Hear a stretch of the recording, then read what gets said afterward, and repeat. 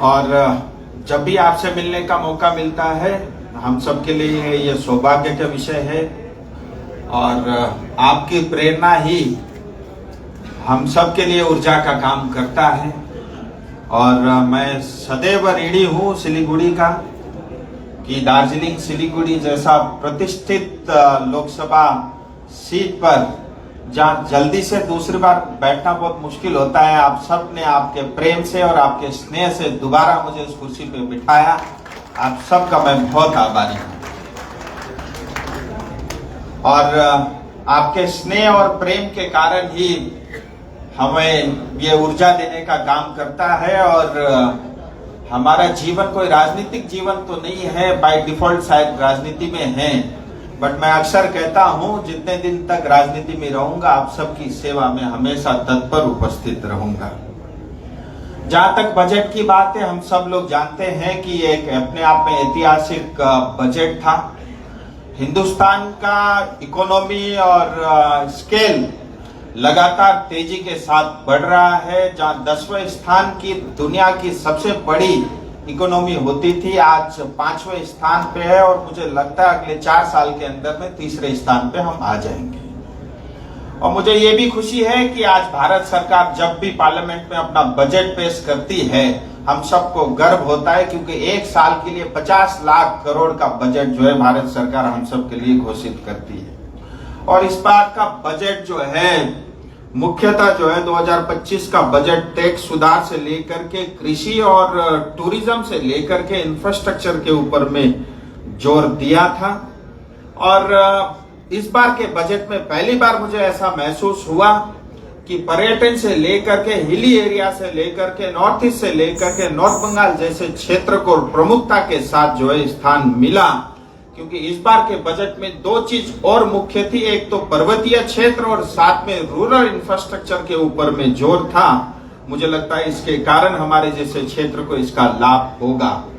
दूसरी मुख्य बात, आप सब जानते हैं लगातार 5वें वर्ष जो है 10 लाख करोड़ से ज्यादा का जो है भारत सरकार कैपिटल के ऊपर में कैपेक्स इंफ्रास्ट्रक्चर कर रही है, यानी कैपिटल इंफ्रास्ट्रक्चर पे ऊपर में खर्च कर रही है, जो इस साल के बजट में बढ़ करके 11.1 लाख करोड़ रुपीस हो गया है।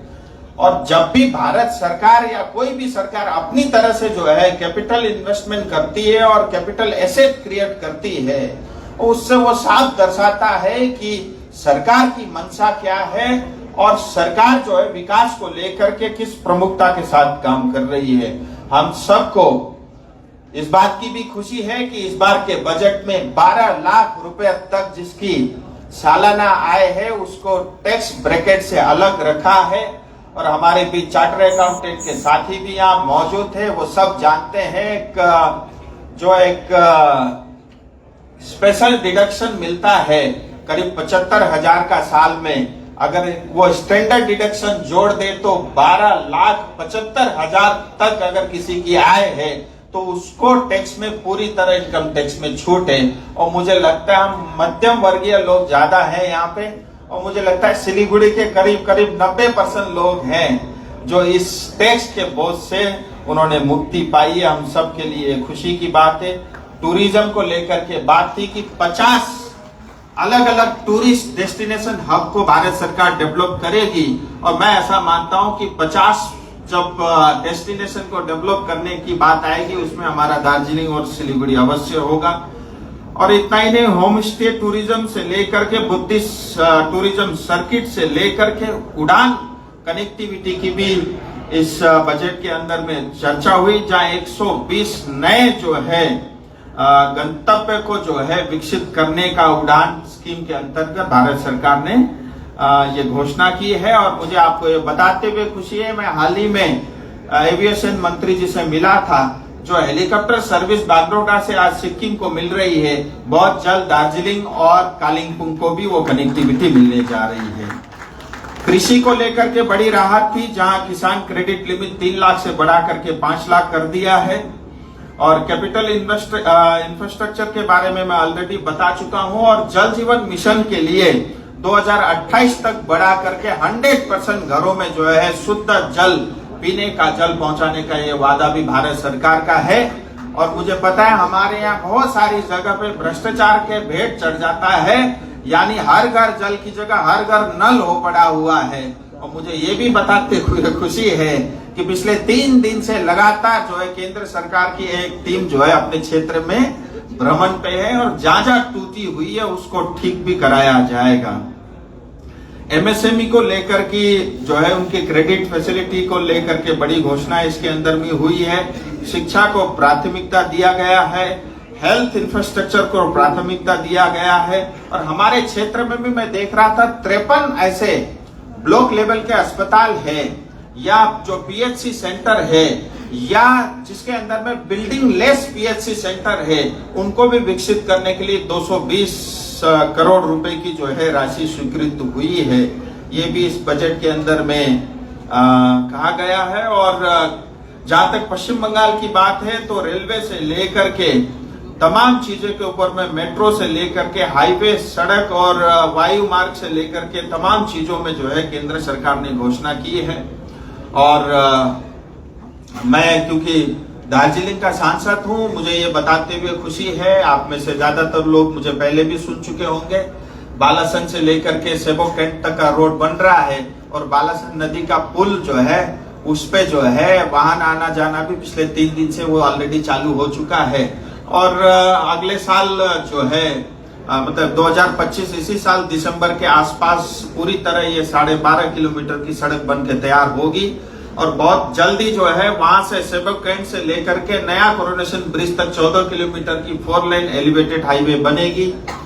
कोरोनेशन ब्रिज का नया अल्टरनेटिव जो है ब्रिज बनने की स्वीकृति ऑलरेडी मिल चुकी है। अगले 1-8 महीने के अंदर में वो टेंडर प्रोसेस पे आ जाएगा। और अप्रोच रोड मिलाकर के करीब 6 किलोमीटर की कोरोनेशन ब्रिज और रोड बनेगा। जो कोरोनेशन ब्रिज से पहले जो पेट्रोल पंप पड़ता है उस पेट्रोल पंप से लेकर के सीधा जो है वहां जो एलएनबाड़ी बोलते हैं वहां पे वो ब्रिज निकलेगा। और एलएनबाड़ी से लेकर के हासीमाड़ा एयरपोर्ट तक 160 किलोमीटर की जो अभी एग्जिस्टिंग सड़क है उसको चौड़ीकरण का काम होगा, जिसमें करीब जो है कई हजार करोड़ भारत सरकार खर्च करेगी और 160 किलोमीटर की सड़क हासीमारा तक तैयार होगी। यानी आज सिलीगुड़ी से बैठ करके जब हासीमारा जाने में आपको 3.5-4 घंटे लगते हैं, भविष्य में आप 2 घंटे में सिलीगुड़ी से हासीमारा पहुंच पाएंगे। और इतना ही नहीं, जो है NH10 को ऑलरेडी NHAIDCL को दे दिया गया है। दार्जिलिंग जाने के लिए NH55 जो पड़ता है वो भी NHAIDCL के पास जा रही है। और इसके साथ ही दार्जिलिंग जाने के लिए इसी माटीगाड़ा से होते हुए जो एक अल्टरनेटिव हाईवे का भी ऑलरेडी DPR बन के तैयार है। और सिलीगुड़ी का रिंग रोड का काम लगातार चालू है और जो है करीब करीब 160 किलोमीटर की सिलीगुड़ी की रिंग रोड बनेगी और वो हमारे लिए एक बहुत बड़ी उपलब्धि होगी और पूरी तरह जो है सिलीगुड़ी को ट्रैफिक से, जैम से मुक्ति मिलेगी। इतना ही नहीं, हर घर जल से लेकर के और बागडोगरा एयरपोर्ट का आप सब लोग देख ही रहे हैं, करीब 1600 करोड़ की टेंडर ऑलरेडी हो चुकी है। पहले फेज में जो है 1600 करोड़ का काम हो रहा है और दूसरे फेज में फर्दर जो है करीब 1500 करोड़ का जो है योजना ऑलरेडी भारत सरकार की तरफ से स्वीकृति मिल चुकी है। चाहे सड़क हो, चाहे विमान हो, चाहे रेल हो, सिलीगुड़ी से आज 3 वंदे भारत जो है ट्रेन ऑलरेडी चल रही है और नया लाइन फुल्ली इलेक्ट्रिफिकेशन करने का भी जो है काम चालू है। DHR के लिए 3-4 नए जो इंजन बन के तैयार हैं और भविष्य में जो DHR NH55 है उसको DHR और रोड को भी एक ही करने की योजना भी चल रही है। चाहे आवास योजना हो, चाहे हर घर जल योजना हो, ये तमाम चीजों पे काम चल रही है। और मैं कुल मिला के ऐसा मानता हूं कि जो धरातल में अपनी आंख से दिखता है असली विकास वही है। और हम सब के लिए बजट के मायने तभी हमारे लिए वो इम्पोर्टेंट रह जाते हैं जब उस बजट का कुछ हिस्सा हमारे क्षेत्र में खर्च हो। और गोरखपुर से लेकर के जो सिलीगुड़ी हाईवे बनना है, ये तमाम काम जोड़ करके मुझे ये बताते हुए खुशी है कि केंद्र सरकार सिर्फ एक जिले और एक कॉन्स्टिट्यूंसी के ऊपर में करीब 60,000 करोड़ से ज्यादा का रकम जो है विकास कार्य के लिए खर्च कर रही है। मैं ज्यादा नहीं कहूंगा, हमारे बीच मंत्री जी भी उपस्थित हैं और उनके वक्तव्य के बाद जो है कुछ प्रश्न उत्तर का भी विषय रहेगा। जो नया टैक्स बिल आ रहा है जिसके अंदर में अनेक चैप्टर और अनेक अलग अलग धाराएं थी और करीब 5 लाख से ज्यादा उसके अंदर में शब्द और वर्ड थे, उसको कम करके 2.5 लाख किया गया है और बहुत सारे उसके अंदर में परिवर्तन लेकर के भारत सरकार एक नया इनकम टैक्स का जो है बिल 1961 के बाद 1961 के बाद उसको फेरबदल करके उसको और सरलीकरण करके लेकर के आ रही है। उस विषय में भी आपके कोई सुझाव हो तो वो भी दादा के वक्तव्य के बाद आप लोग रख सकते हैं। आप सब लोग आए, आप सबका बहुत बहुत धन्यवाद और बहुत बहुत आभार।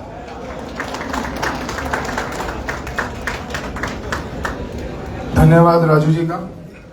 मैं उम्मीद करता हूं कि आप सभी को ये लिफलेट मिल गई होगी, तो आप सबसे दरख्वास्त है एक बार कृपया अपने जगह पे सीट पे खड़े होकर के ये लिफलेट एक बार ऐसे पकड़ के अपने खड़े हो और ये लिफलेट का एक बैठे बैठे आप लोग भी दिखाए मन से, जो हमारे अतिथि लोग हैं वो लोग ये लिफलेट का उन्मोचन करें।